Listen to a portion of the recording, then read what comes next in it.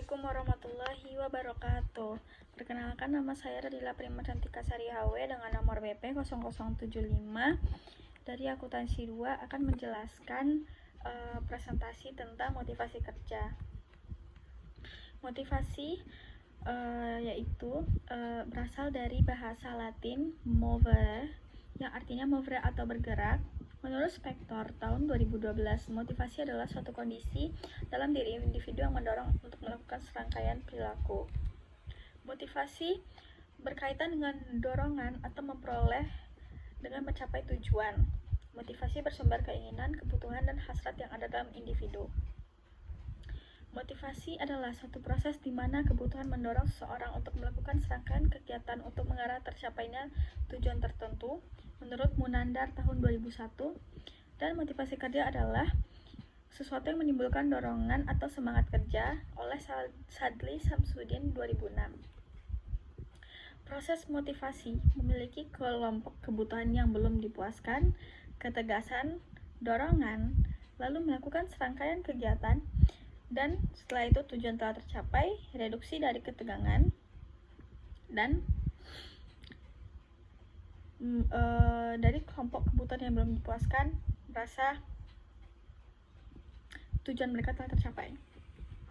Meningkatkan motivasi kerja memiliki peran atau pemimpin seperti atasan, memiliki peran organisasi dan peran diri sendiri. Dua cara meningkatkan motivasi yaitu bersikap keras dan memberi tujuan yang lebih bermakna.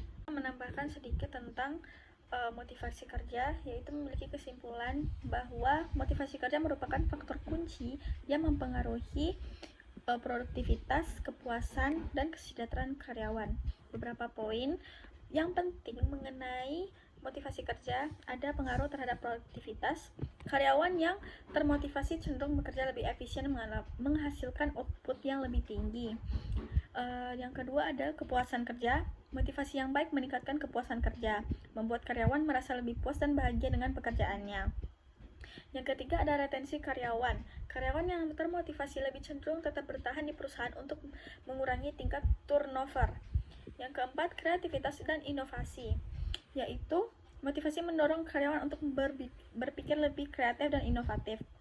Yang kelima, lingkungan kerja yang positif, menciptakan lingkungan kerja yang positif dan mendukung, dan meningkatkan kerjasama tim dan semangat kerja.